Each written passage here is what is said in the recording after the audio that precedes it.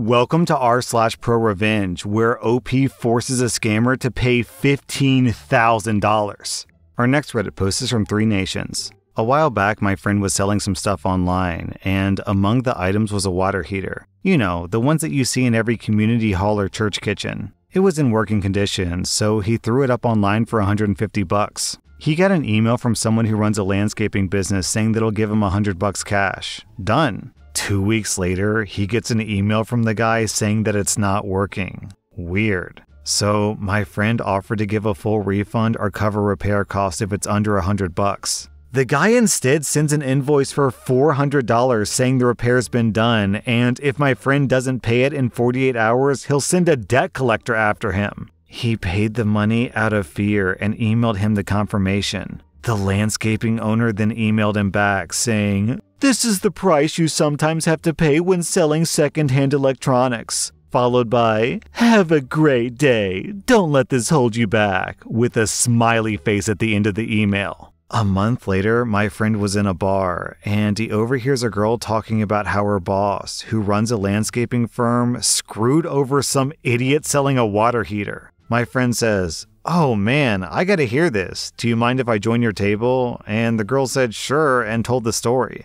Her boss bought a busted water heater from a secondhand store for $25 and a working one for $100. Then he billed the seller for the repair of the busted one before he sold it for $300 to some community group. My friend asked, "Who is this guy? I want to hire him to fix up my yard." She says the company name, and lo and behold, it's on the email of the guy my friend sold the water heater to, so he's the idiot in the story. He told me that he was pretty angry about it, but then COVID hit, so he had other stuff to worry about. 18 months later, he was browsing the website that he originally sold the water heater on, and he saw a bunch of landscaping materials. Shovels, gardening stuff, wheelbarrows, lights for working at night, drills, nail guns, some construction materials, and a generator. Now, apparently, where my friend lives, if you're selling a generator, then you need to have a warrant of fitness for it. That is, proving that it works, it's safe, no flayed wires, etc.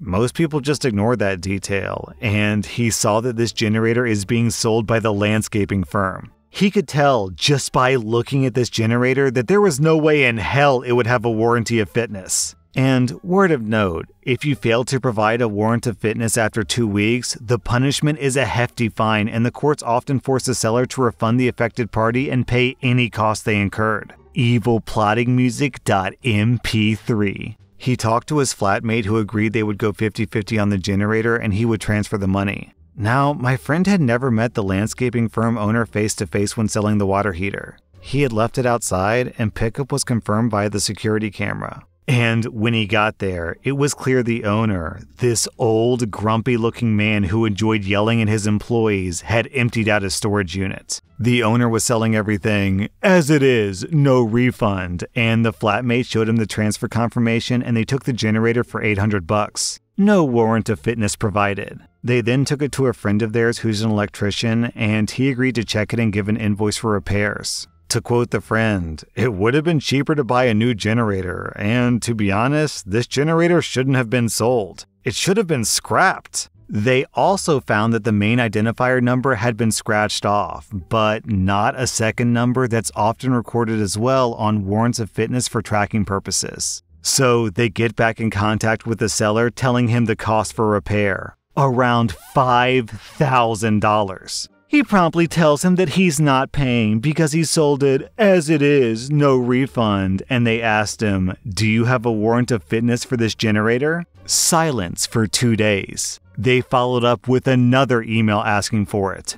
No response. They then ask again, and this time they get an email from him saying that he'll take it back for $800. They said, "No, we want the warrant of fitness," and they got no response. They emailed him every day for 2 weeks.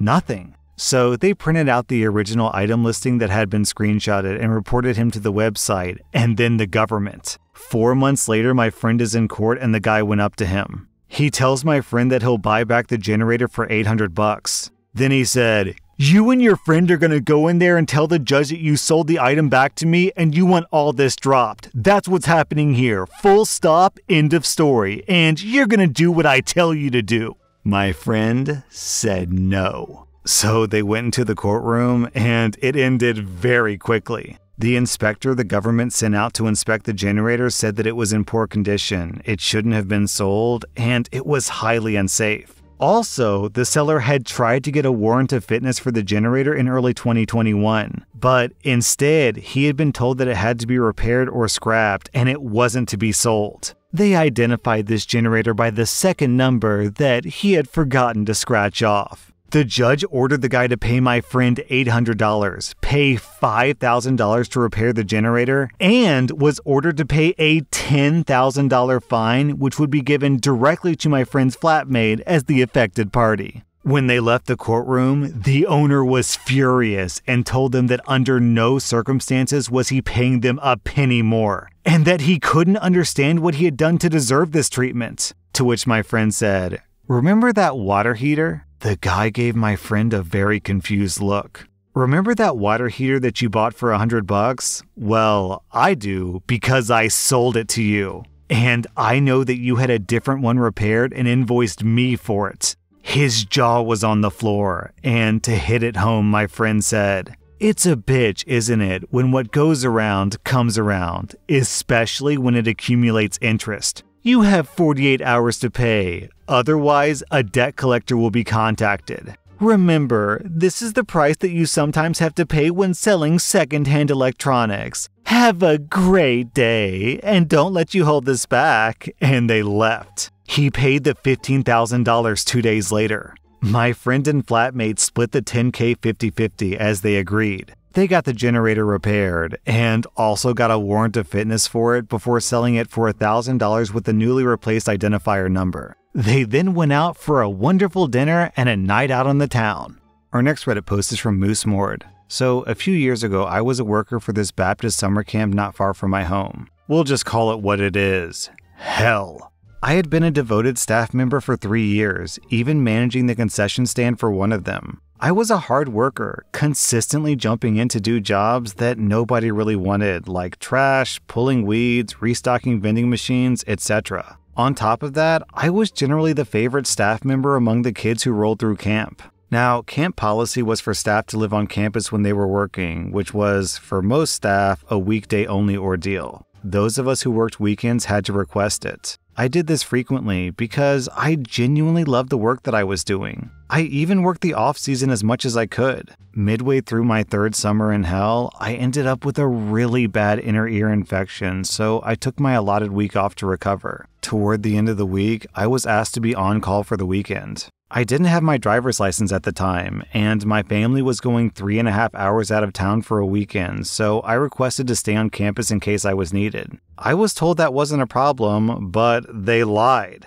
2 hours after arriving on Friday, I'm called down to the dining hall where the week staff was having their final meeting to receive paychecks and debrief. I think nothing of this. I come walking into the dining hall, thrilled to see my companions for the first time in a little over the week, to find the owner of the camp there as well. We'll call this guy Phil. I would also like to add that Phil is the senior pastor of his church. He's also a racist, sexist, homophobic piece of human garbage who thinks that he can get away with murder because he's old and well off. Phil asked me to come sit with him, and I oblige. As far as I was aware, he was pretty fond of me, so I wasn't concerned. I was wrong to think this way. The following conversation unfolded in front of roughly 30 of my coworkers. "OP, what are you doing here, pal?" "I was asked to be on call, sir. I was told that I could stay on campus since my family is out of town for the weekend." "I see. Well, we don't need you. You can go home." "I actually can't. My family is out of town, my dad has my house key, and I don't drive."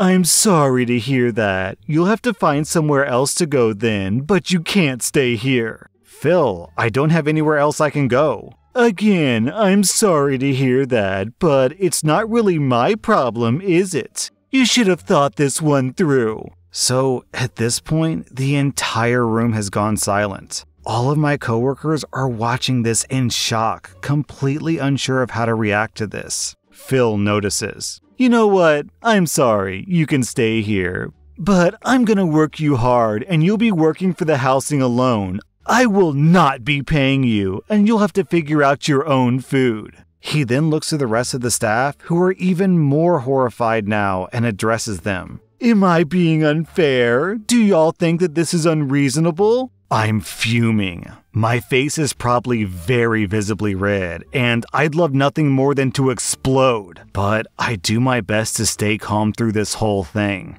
I say that I'll figure something out, and I leave without another word. That night, I slept on the side of the road, just off the property. The next day, I started forming my plan. My parents are aware of the situation, and they went desperately to come get me, but I refuse. I spend Saturday hiding in my coworker's room, and Sunday I sleep in my room because at this point, I just don't give a flying F. Monday morning, I make my way into the dining hall out of uniform and take a seat. When the whole staff is present, I stand. It was my day to deliver our devotional, so nobody really thought anything of it. My speech was as follows. "My fellow staff members, you were all present on Friday to witness the way that I was treated by our loving and fearless leader, Phil. I'm sure that many of you were uncomfortable through the course of our conversation, but I want you all to be assured that I got along just fine. Did I resort to sleeping on the side of the road like an animal? Yes. Did I hide on campus the rest of the weekend, having to beg someone to sneak food to me? Again, yes, but that's all right. I must ask you though, if Phil has no problem treating me this way after giving 3 years of my life to this camp, how do you think he's going to treat you? He was more than happy to put me on the street for a weekend, knowing that I had nowhere to go, and correct me if I'm wrong, but that doesn't seem very Christ-like to me. So you can endure Phil's mistreatments as long as you want, but I think that I've had enough. I quit. Phil, F you. I sincerely hope that you rot in hell." With that, I walked out the door, with 10 of my coworkers right behind me. The following week, I caught wind of another 15 employees quitting after enduring half an hour of Phil trash-talking me to the staff. The camp was left with maybe 6 employees as a group of 850 campers was coming through. And honestly, I've never felt so powerful. OP didn't say how old he was in this post, but I'm guessing if he was a camp counselor, he's probably really young, probably in the range of like 17 to 22.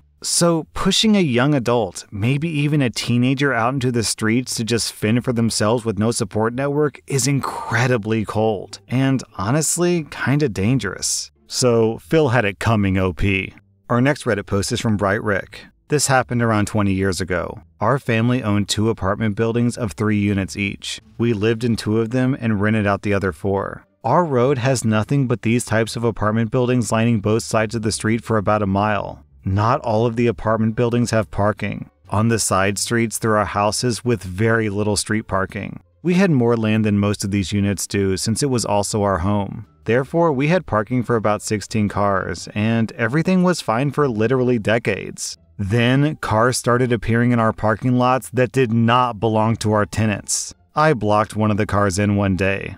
I went outside to see that this butthole drove through our bushes and across our yard to get out. I called the cops and there was nothing they could do. So I called a tow company and had them put up signs. We'd have to call them to have a car towed. And the signs seemed to work. No more random cars. Until New Year's Eve one year. I arrive home and every single space is filled. There are even cars on the street blocking in other cars. I'm beyond pissed. I call the tow company and they can't do anything for a few hours because they're so busy. We're in the Chicago suburbs and it's below 0 degrees out, so I have an idea. I dig out the lawn sprinkler and hoses. I run one of the hoses inside to the laundry room faucet and turn on the hot water. This way, the hose and sprinklers won't ice up, but the cars and ground sure did. 3 sprinklers moved every half hour or so for almost 5 hours. Every single car and square inch of the parking lot was encased in ice. I made it a point to spray water inside of the car locks, between the window seals and glass, in the grills. I put away the sprinklers and hoses and went to bed. At 4 a.m., I heard furious pounding on the doors and doorbells ringing non-stop. We just smiled and called the cops. We waited until they arrived and went outside. The cops were holding back laughter. These people were told to park here by their friend who owned an apartment several buildings away. This is the same idiot who drove over our bushes. I pointed to the tow sign and told these people to move their cars or get towed. In our town, cops can ticket on private property with the owner's permission, so all cars were ticketed. They were also towed since nobody could get to their vehicle. I wish we had it on video. That was rSlash and if you like this content, check out my podcast where I publish the exact same episodes. Also, hit that subscribe button because I put out new Reddit videos every single day.